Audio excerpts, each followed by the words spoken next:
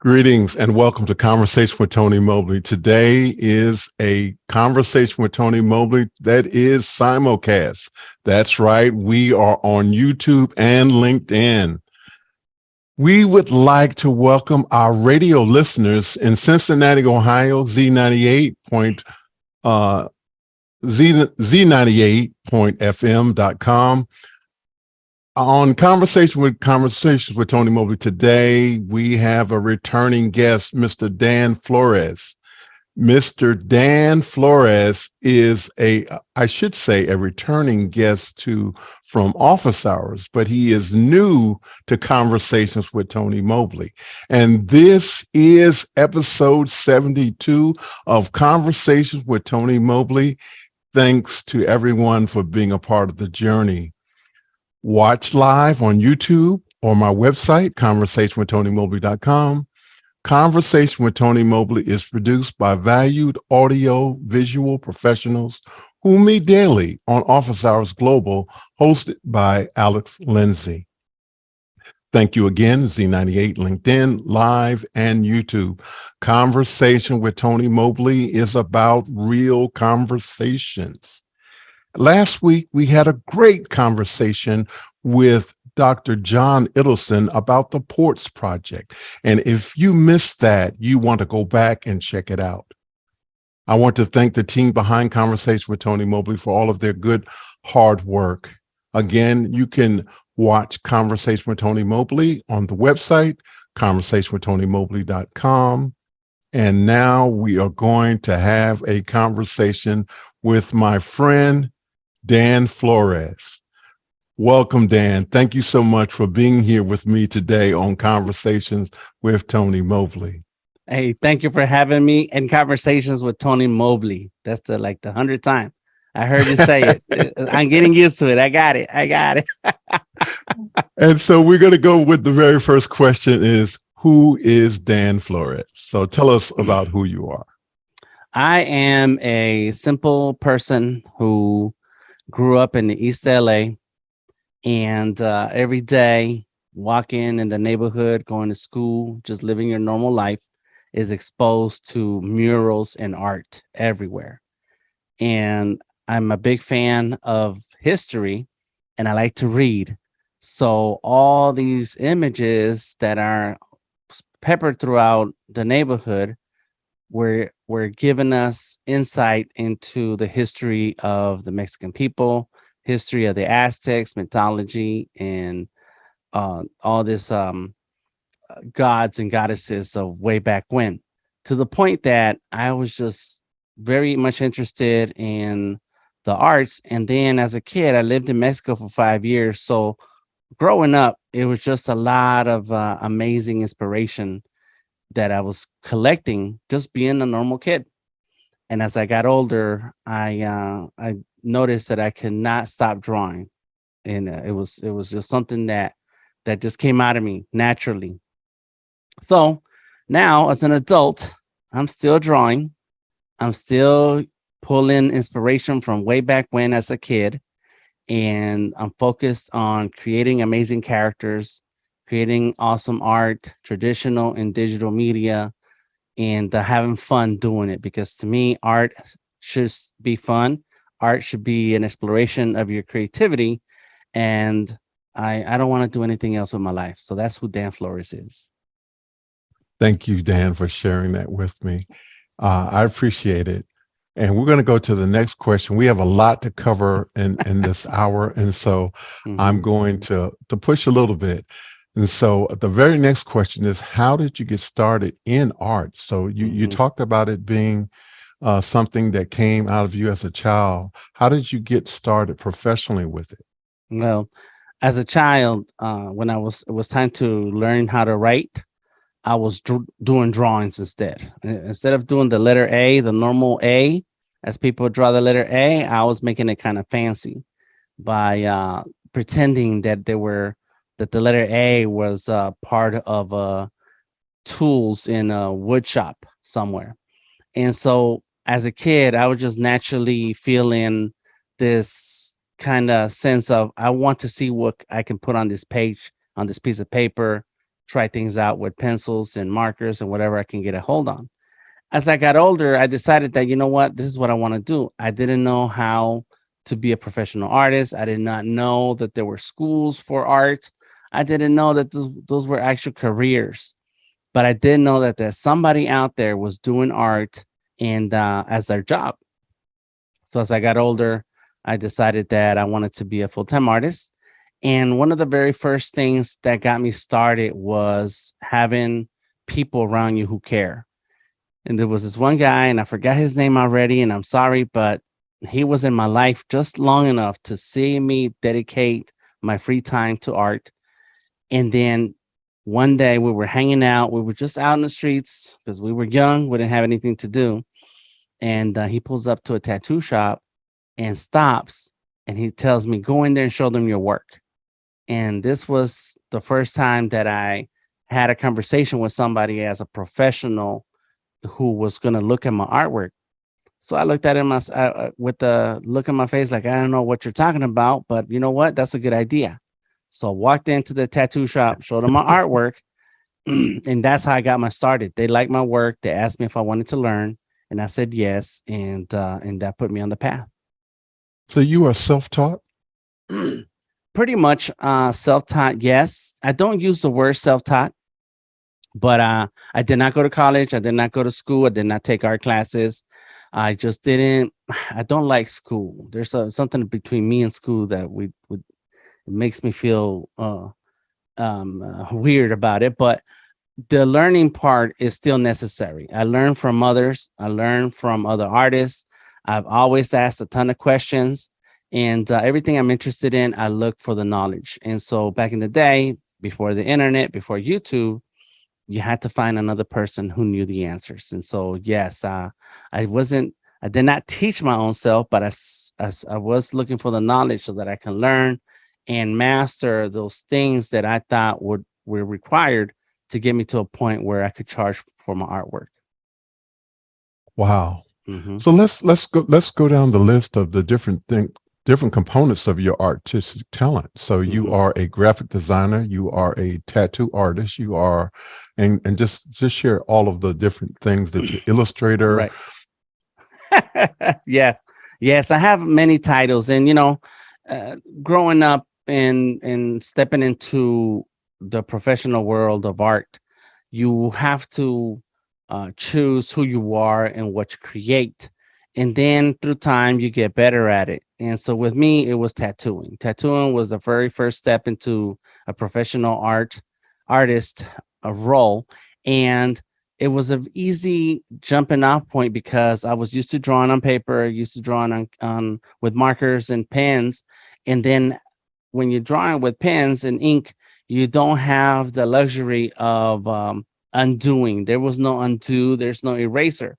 So you kind of get used to drawing accurately. And so tattooing was my very first step into it. And that's what ended up giving me a chance to understand the business of art. As time went on, computers became a real big part of the world we live in, the internet.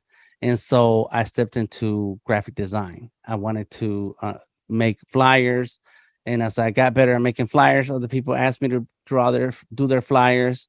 And so I kind of jumped in a little bit, and that brought me into graphic design for the web and doing web design. So I was doing web design, tattoos, and then I learned how to paint with my brother-in-law. He's very talented when it comes to painting, and he's also a tattoo artist. And so he showed me how he used the brush, the paints, acrylics, the canvas. And so I started to learn how to do that. And so as time's gone on, I've kind of hopped around learning things that interest me to the point where now for the past 5 to almost 10 years, I focus only on digital art and character design as my main type of artwork. So I don't design flyers. I don't do websites. I still paint for myself, and I do illustrations for clients.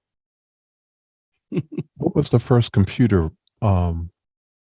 software that you used? Fireworks. It was Fireworks. I remember Macromedia, fireworks. It was the early days for the web, and a friend of mine paid me with the computer. They were working on a comic book, and they liked the way I colored with markers really good. I was really good with markers because that's all I had at that time. And so they wanted me to color in their comic book so that they could produce it. It was a actual real comic book series that was being produced at that time. And so they didn't have money, but one of the people who was involved in the project, he was good at putting computers together. So they asked me what they could do to pay me for the comic book. And so I said, give me a computer I can use for the internet. And it was this poor little raggedy computer case and monitor. And back in the day, it was big, huge monitors. And the internet was dial up in those days. So of course, the phone line is tied up and you send there. And that is when I realized that, you know what, all this talk about using computers for art, it can happen. It's true, it's real. And so fireworks was like the very baby steps for me to sit there and move shapes around, cut out things, cut out backgrounds, rearrange stuff. And then I remember Microsoft Publisher, and so it was a very simple, easy to use program to just drag and drop some things and put some text around and some colors. So I was like, yes, I like this. I really like this. We're gonna have to figure this out. And right after that, I got into debt with Dell and I bought a big old machine. I understand that. I understand that. Mhm. We have a question from Liberty White, who is a mutual friend of both of ours. Liberty says, with layoffs and budget cuts, what do you think that certain creatives can do to prepare and keep their cash flow going in 2023 and beyond? Thank you, thank you, Liberty White, for that depressing question. Um, what can artists do to prepare? They can not get fired and save the money. As an artist, it depends on who you are and what your upbringing is like, and what kind of art you do.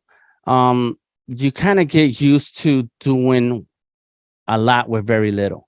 And I used to actually have a sign in my wall that said, "Artists do with very little resources." I'm paraphrasing because it sounded really cool, and that didn't sound cool. But basically, as an artist, you know that starving artist myth, it's real. We actually sacrifice for our art form. So I may go without a meal or two, not in a long time, but I used to be able to afford art materials, to buy canvas, to buy the pens and markers that I want and that I need just for my creativity.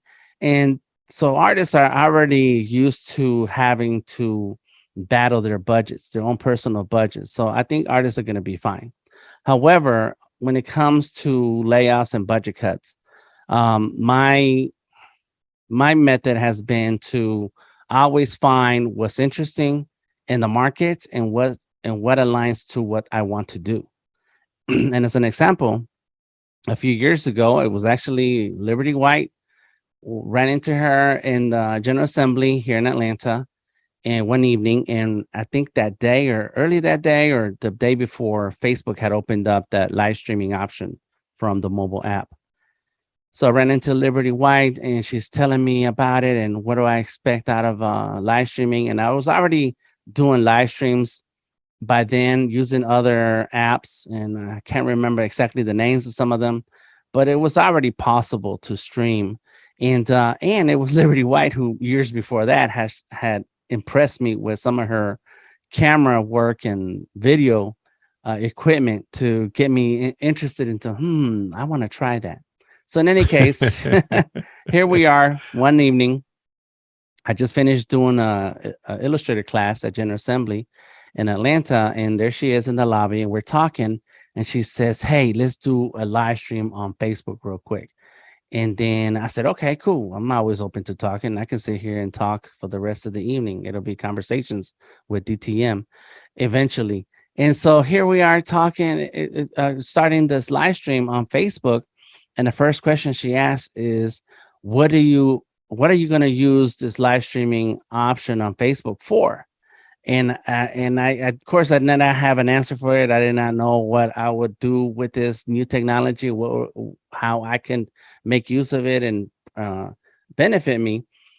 So my first answer was, oh, I would use it to do more demos and tutorials when it comes to sharing the process of my artwork. And that sounded like a cool answer. And so as time went on, my wife and I were talking, and I got really deep involved into streaming with Facebook and trying to understand OBS and sharing your screen and all these little things and lighting and better microphones.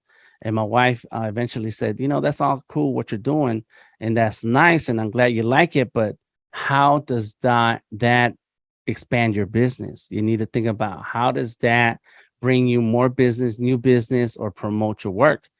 You have to align it with a plan. And I was like, oh, yes, because I am spending a lot of extra time on this where I could be working or should be finding clients. And instead, I'm sitting here talking and having fun. And so that set me off on a path to understand streaming, to understand cameras and at mobile apps and so on, to the point where, as the pandemic had started, I had already spent a couple of years understanding live streaming options. And as the world started shutting down and General Assembly left Atlanta and we stopped doing classes, I now had the technology on hand and the know-how to do what we're doing right now. You're in a different part of the city. Your staff is in different parts of the world. We're on radio. We're on LinkedIn. We're on YouTube, all happening while we're still at home. I'm at my house in my home office. And so that's what artists can do, is prepare themselves with the world as the world continues to evolve. And it goes into like what the AI conversation that's happening. No matter which side are you on, at the end of the day, it's part of the future. So you need to prepare yourself by adjusting what you do. I adjusted from paper and pencil to skin and needles to acrylics and canvas to digital canvas and artboards, to the point where I am still part of the current crop of artists who have content to share. That's it. Fantastic. That's fantastic. Dan, thank you so much for sharing that. And Liberty, thank you so much for that great question. Where's the best place to see your artwork right now? That is wherever you're more comfortable to look at it. And I say that because if you just do a Google search for Delta Tango Mike, one word, it stands for DTM, Delta Tango Mike. Everything that comes up is mine. There's no one else using my name. I am very lucky to have chosen that a long time ago. If you look up Daniel Flores, there's other Daniel Flores. Dan Flores, there's other Dan Flores. But if you look up Delta Tango Mike, you'll find my Instagram, my Twitter, my website, and my Facebook. All of that is Delta Tango Mike. And from any one of those links, you'll find more links to more of my work. Another one of my names that I've used for a long time is The Creative Genius. The Creative Genius is my title. Delta Tango Mike is my name. And you will find a ton of work related to the illustration, concept art, mobile gaming, animation, comics, and Web3, including NFTs. So it's really all over the place. But if you want to start at one place and keep it simple, deltatangomike.com is the place to go. And at this time, I'm going to make an apology to my team. I hope that you can share Dan's website before we end the conversation tonight. And Dan, share it one more time, please. Delta Tango Mike, but I also have thecreativegenius.com. And that's because I'm crazy and I have so much content that I had to split it up into different places. But yeah, I appreciate sharing other links. All right. So let's share it now. Let's share his website now team. Thank you so much.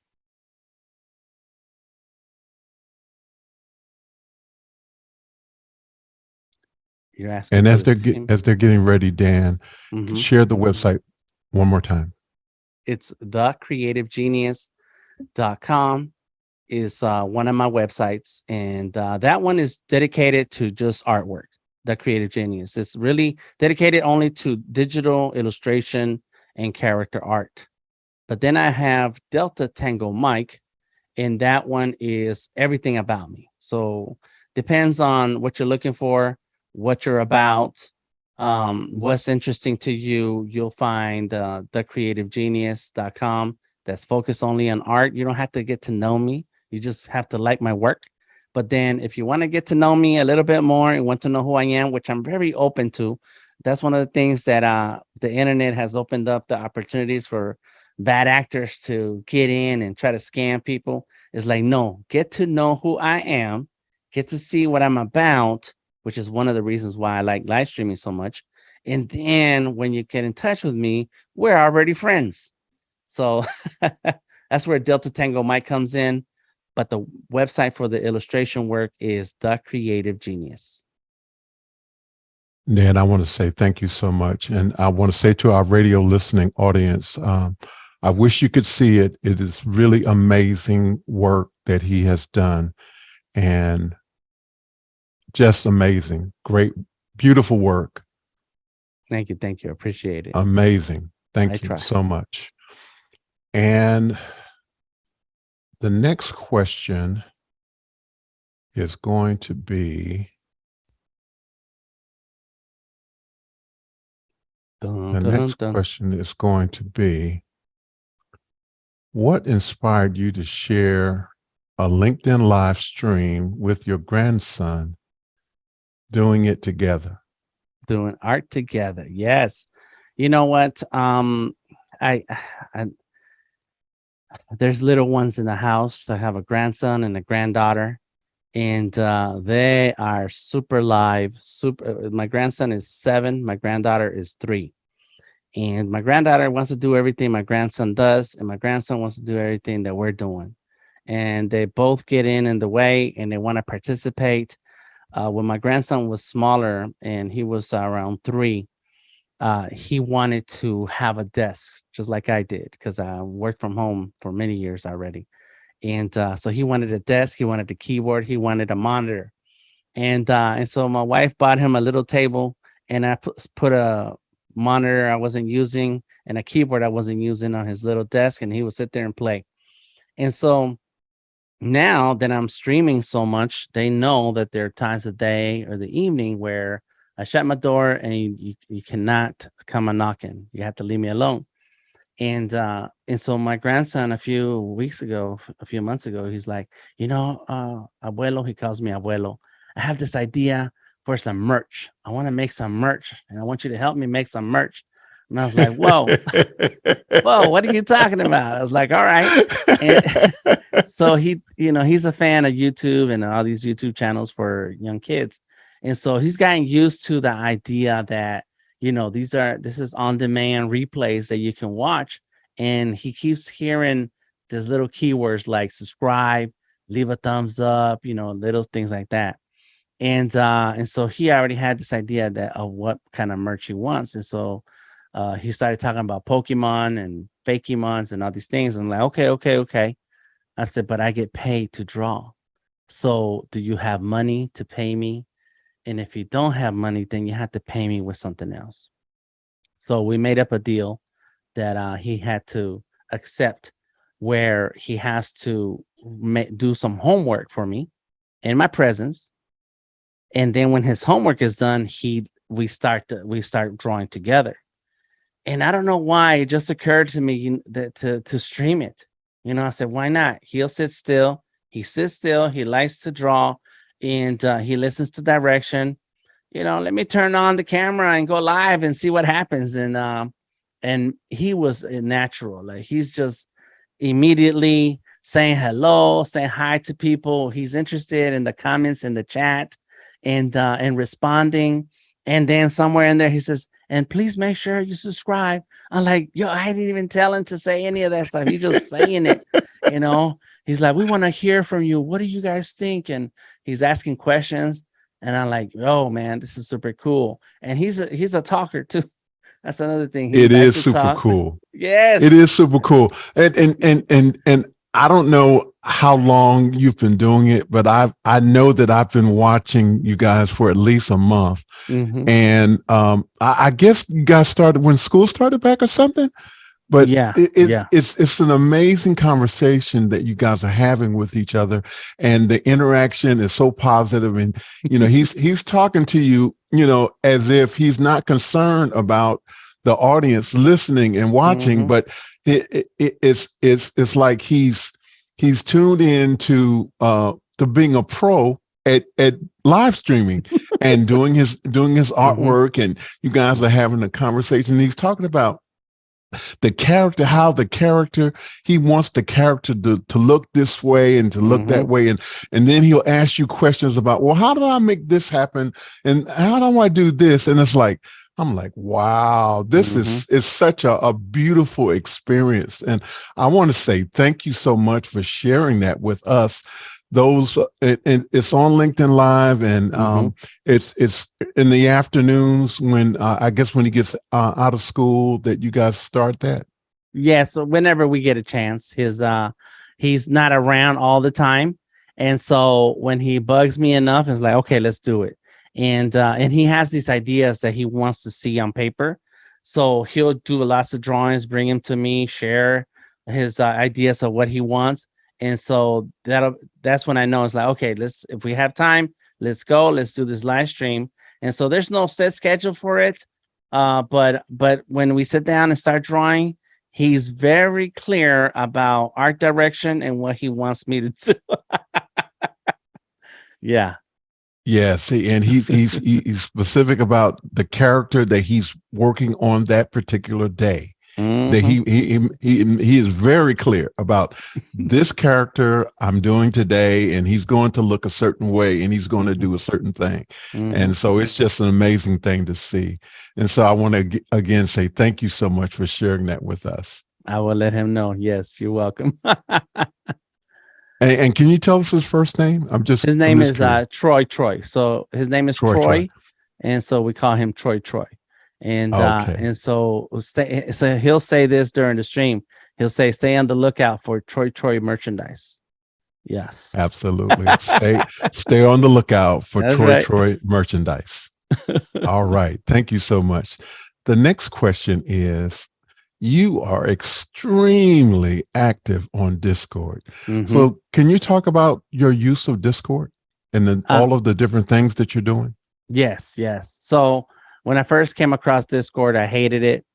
And there's been like different social media platforms, locations and things and apps throughout the years, right? And I want to remember this one called NING. Ning, I think you could make your own little Facebook looking app. I forgot now all these other applications and mobile apps, but social media places. But Discord came around. It's been around for a few years. And years ago, when I started live streaming on Behance, the Behance streamers group has a Discord. And so that's when I was forced to deal with Discord. And so as I understood what it was for, it was just for me and dealing with the Behance stream people who work for Adobe. But as time went on, and the more I was streaming and talking to people online, the more I kept hearing that Discord is the place for building your own community. And of course, you can do that on Facebook with groups, and you can build community and have friends who are not in the group who are not necessarily your friends within Facebook itself, but they're your friends in that for that purpose of the group. But the way Facebook deals with certain things is so it's kind of multi-layered. And so with Discord, it just felt like this very simple, easy to use once you understand it, because it's a little complicated looking at it, but the more you try it, the more you you use it, the better you understand it. And then I found out through another Discord channel that I joined, another Discord. It was for Clip Studio Paint. It's a drawing app for artists, professional artists of all levels, and artists of all levels. But I was chosen to participate in a 24-hour marathon drawing online. We only had to participate for an hour, but the whole stream was 24 hours. And so when I got, they sent us the information to get organized to participate, it was through Discord. And it was through Discord that we shared our camera or shared our screen to draw, and then they streamed it to YouTube. As soon as I saw that happening, I told myself, I need to learn how to do that. Like, I need to know. And so Discord began as a social platform for gamers to stream their games with other gamers and just hang out with each other and share community and share their interests, build community, share their interests. And so the more I dug into what Discord can do, I decided almost 2 years ago to start my own Discord channel, where I started to bring in people that I had connections that I had built up on Meetup, connections that I had built up on Twitter, on Facebook, on Instagram, and YouTube, everywhere where there's people interested in art and having more of a one-on-one or group conversation. I started to invite them over to Discord, and we're a little under 1,000 members. Not everyone is present at all the time, but I stream several times a week, at least Mondays and Wednesdays, and I stream live, and I share my screen and camera into Discord, where people who don't want to have to log in to YouTube or LinkedIn to watch me, they can hang out with me in the Discord. They can say things out loud. I can hear them and respond to them and even add into the conversation. Now, you have a team of professionals working with you on this live stream. And what I have on Discord is a team of artists hanging out who are sharing the enthusiasm about what we're talking about with me, so that I can give this energy out into the stream and then keep people engaged and focused on whatever topic that we're discussing. And so Discord has become this platform that it gives you a lot of room to grow a community by building on what people like to do. If they like to talk, if they like to watch, if they like to share links, if they like to, here's another thing we're doing on Thursday nights, which is tomorrow at 7 p.m. We share a movie together. I play a movie, it's streamed into Discord, and all you have to do is turn on the channel, get into that channel that the movie is going to be in, and just watch. And there's a chat function in there. So if you're like me, who likes, and my wife does that too, we're watching a movie and we like to joke about the characters, the situations, the dialogue, how cheesy something is or whatever, you can type it into the channel, into the little chat channel. And so the rest of the people watching can then respond. We make fun of stuff. We drop in memes. It's like a science mystery theater situation going on, but you get to share a lot of good times, good vibes, good energy with people who are like you, who like what you do, and are all over the world. We got people from Romania, New Zealand, Australia, France, England, anywhere, all over the world, tuning in and hanging out with us. And it's amazing what the internet has been able to do with Discord. It is an amazing, I'm a part of your Discord. I don't know if you knew that or not, but I am. And so I see all of the activity and all the wonderful things that you're doing and sharing, and all the different channels that you have on your server. You have a lot of different things that you can check out on your Discord. And if people wanted to join your Discord, can you share the link, please? Yes, I can share the link. Just send me a message wherever you are. Send me a message. And if you catch any of my live streams, I am on YouTube, Facebook, LinkedIn, Behance, and Twitter. And so find any one of my streams. There's in the body of the text, there's always a link to join the Discord. It is the same link. It doesn't change. And you can hang out and enjoy the conversations around art techniques, and the business of art. I'm a very big, passionate supporter of artists finding the tools necessary to make art their number one business. So come on through. This is fantastic. Thank you, Dan, so much for that. And the next question is one of your other busy activities is, can you give us an overview of Cinemaker? And for those who don't know what Cinemaker is, can you give us a definition of it? Sure. I've been a big fan of Cinemaker. Cinemaker it started as a mobile application that works with an iPad and an iPhone, at least one iPhone. And so basically you use the iPhone as a camera and the iPad as a scene switcher. And so by having more than one camera, you can set up different angles to the same scene or feature different people and at each different camera. And within the iPad, there's an interface where you can select which camera, which view, which picture person you want to feature during the live stream.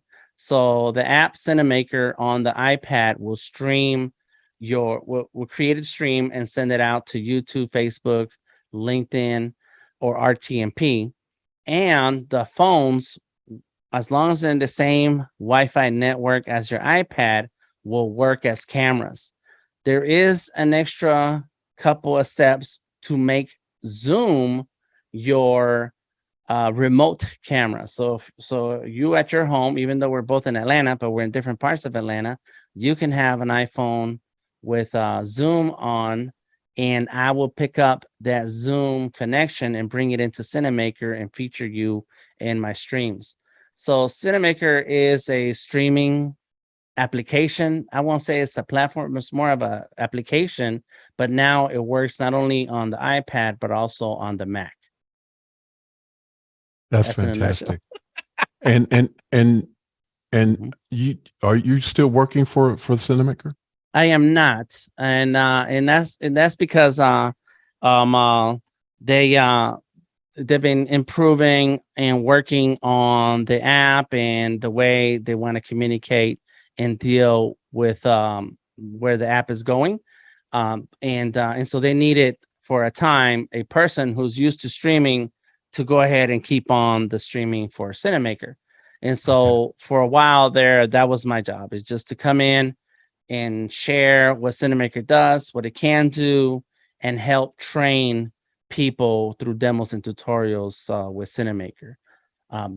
That app is still growing and exploding, so bigger and bigger. It's amazing what they're able to do. And the most recent updates, you should go check it out. This is not an advertisement. Like I said, they're not paying me, but I am a big fan.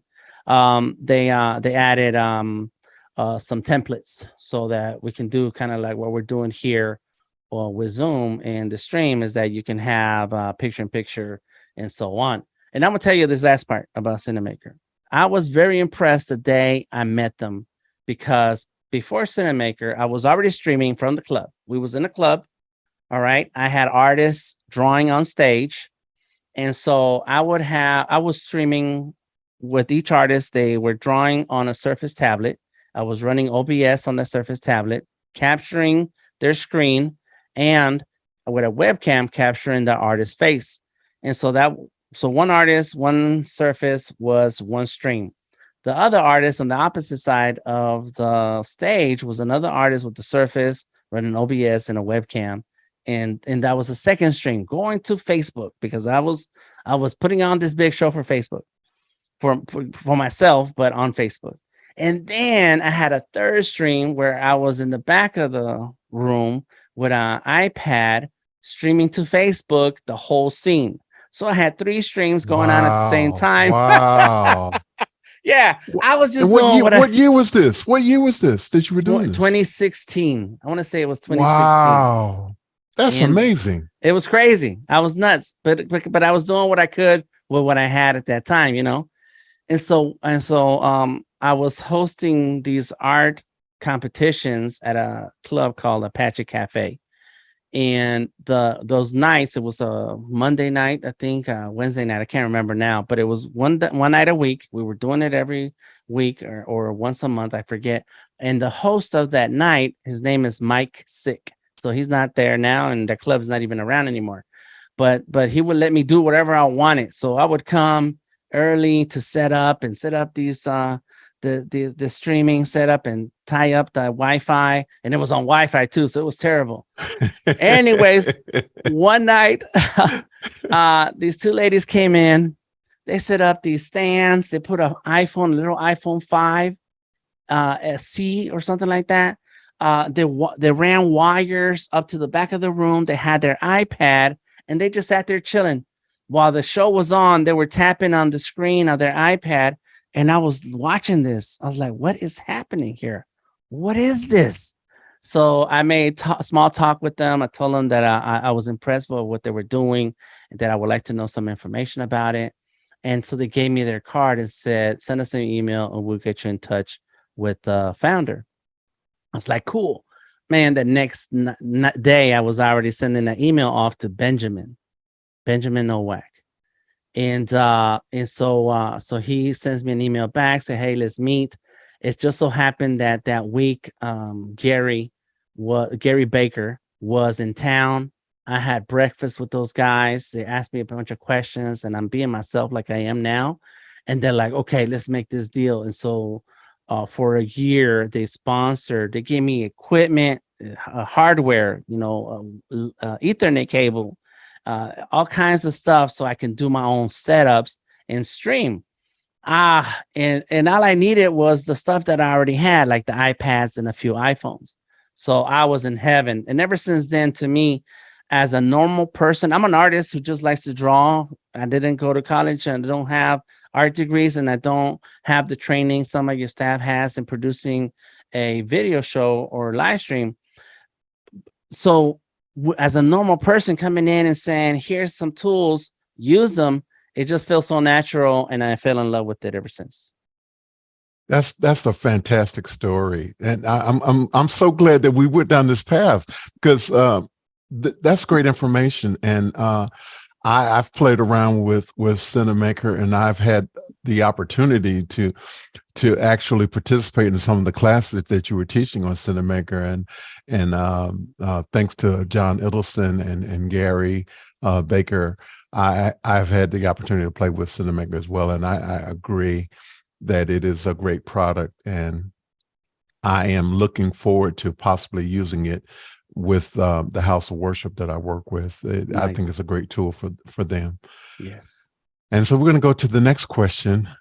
And the next question is, tell us about NFTs and how, and I know that we could actually have one entire show where we Mhm. talk about NFTs, but let's whet the appetite of our audience tonight by talking Mhm. about generally what NFTs are and how you are using NFTs if possible. Okay, so I'll try to make it short, but for the longer version, do check out that office hours from a couple months ago. Liberty White was the host, and we went really deep into NFTs for an hour, I think. And so really quickly, think about NFTs as the in-game purchases, right? So whatever your favorite game is, whether it's on a console, PC, or a handheld. Here I have my little Nintendo Switch, and I do have a couple of games on my phone. And so when you're playing the game, nowadays you if you want to level up on some kind of superpower for your character, you can watch a video because of the ads within the game, or you can spend some money to get some coins to then buy this thing that you want to do within the game. And so with most games, they have in-app purchases, and as you collect them and buy stuff with real money, real cash, at no time can you ever walk up to the Publix and at the register and say, "I'm going to go ahead and pay with my Roblox money." They don't do that. They don't accept Roblox or Minecraft or Need for Speed coins. So that's how NFTs are. NFTs are part of Web3, which is this new world within the internet that allows you to connect, do business transactions with a wallet that contains cryptocurrency that is only good for that world online. nowhere else, unless, and this is where, I'm excited about it. Unless you, Tony, you say, well, I do have something for sale, Dan. I have this awesome Nintendo Switch. I will accept, half a Ethereum for it.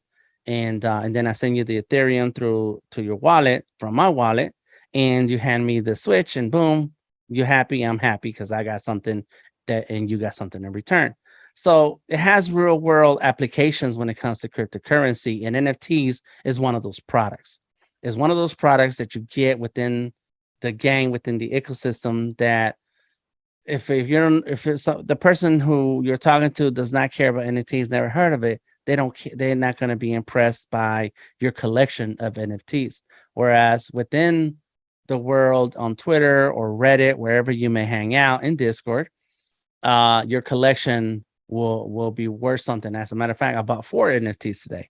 And so, and if that's what in a big broad term what it's about. But what I have done is I am an artist who gets paid to draw, and I don't care if the drawing is going to end up on a shirt. It's a drawing of myself on my own sweatshirt right here. I don't care if the drawing is going to end up on a mouse pad.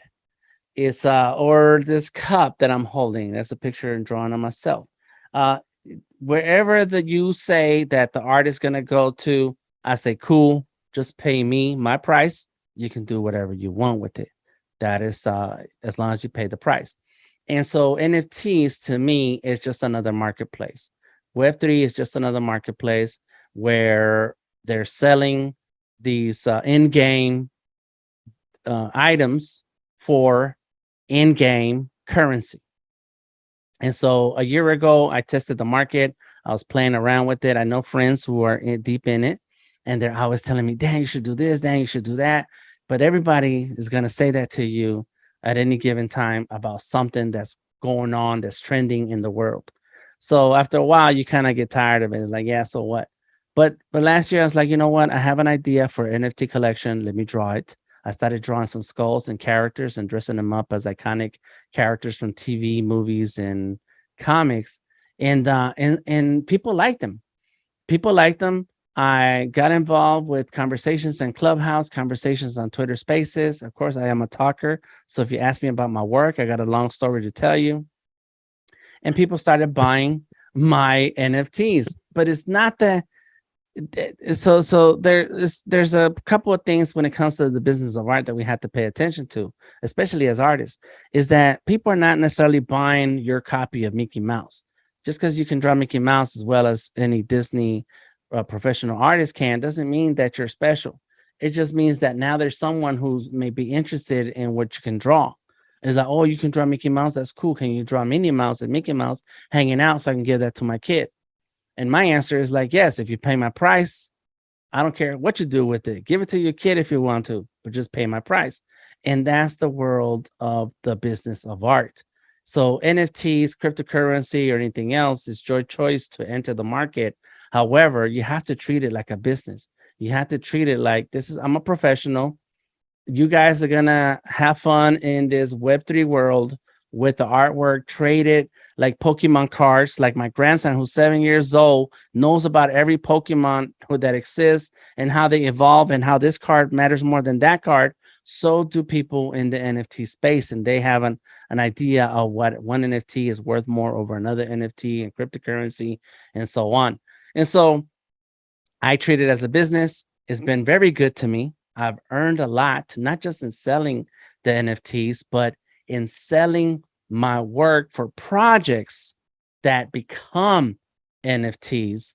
And wow. Okay. yes, and they pay me in cryptocurrency, and the last couple of days has been going down, but then there's days when it jumps up. And so it's the ebb and flow. If you're outside of the United States, your local currency will change according to the dollar. Most Americans buy American, spend money in America. But when we do buy foreign things we have to use foreign money, you have to exchange your dollars for this foreign money. And then if you do that enough times throughout the year, throughout your business, you start to understand, oh, right now the dollar's down, the dollar's up, and it makes a difference. Well, that's how it is with cryptocurrency. You have to pay attention to when it's up, when it's down, when is a good time to make a deal, when is it not. I've been paid in cryptocurrency. I have bought things with cryptocurrency. This Switch, the story I told you about the Switch, I actually bought it from somebody who had it brand new, was not using it. They were selling it on Facebook Marketplace. I hit them up. I said, hey, do you accept crypto and as your for payment? And they said, yeah. We found a day to meet up. I had my phone. I pull up my app. I have the Ethereum on here. He has his phone, his app. Boom. Send it directly to his wallet. No taxes. No reason to go to the bank. No reason to take out some cash. No reason to do anything other than to stand there and agree on the price. So, I can go on and on, man. Man, that is so cool. That is amazing. Thank you, Dan, so much for sharing that. Wow. Yeah. Mhm. Yeah, we probably need to have a part two. And I know it was a great conversation on office hours too, but and I'm just curious to some of these transactions that you have been involved with since you were on office hours. Mhm. So this is very cool. Thank you so much. And I guess we are almost out of time because Mhm. I see the question that is normally the question that we ask when we are ending the show.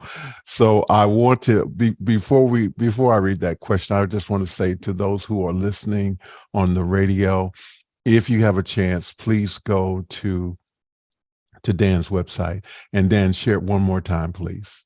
DeltaTangoMike.com. DeltaTangoMike.com. That's right. It's there are some amazing things. I was going through the website today and I was just going from page to page to page to page, looking at all of the different artwork. And I was like, oh, we gotta show this. We gotta show this. And everything that happened today, I did not get a chance to ask my team about doing it ahead of time. And they were already on it. They were already prepared. So when I did the initial ask, they were already prepared. So thank you, team. And thank you, Dan. And so our last question for the evening is, you are speaking to the world. What do you want them to know? I want them to understand two things. One, you have a right to self-expression and exploring your creativity. You should do it, whatever that is. I hear this a lot from people who say, I wish I could draw. I wish I was talented like you. And the reality is that we're all talented in our own way. It doesn't necessarily mean drawing and sketching like me. There are many people who have different types of talents, and we need to find the time to express ourselves within those talents. And that's what hobbies are about. We spend time with our hobbies and spend money and we need to make sure that we have something that you can immerse yourself in, because it's also a mental health thing.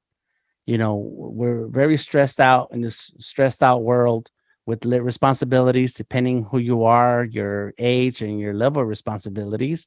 It is we have to be able to find that time for ourselves. And the second thing I would like to say is that when you enter the business of these hobbies, we have to keep that thriving artist mindset. I mentioned the starving artist earlier, and that was just because it had to do with the story I was telling at that moment. But at no time do we ever accept the starving artist mentality. Never. It is the thriving artist mentality. You have to control your thoughts. You have to control your mind in order to further your actions into what's going to keep you healthy, mental wise, to continue to live in the world that is full of responsibilities and issues. And so by having that positive attitude about what you're embarking on, the good things will come to you, but you must contain your brain and your thoughts on that thriving artist path. That's it. Thank you. Thank you, Dan Flores, so much for that. Thank you so much for being on Conversation with Tony Mobley. And I want to say thank you, Dan, for doing the work that you do. Next week, our featured guest on Conversation with Tony Mobley is Mr. Ed Bice, CEO of Meeden. What is Meeden? Meeden is a global technology not-for-profit that builds software problematic initiatives to strengthen journalism, digital literacy, and accessibility of information online and off. And so Mr. Ed Bice will be with us next week.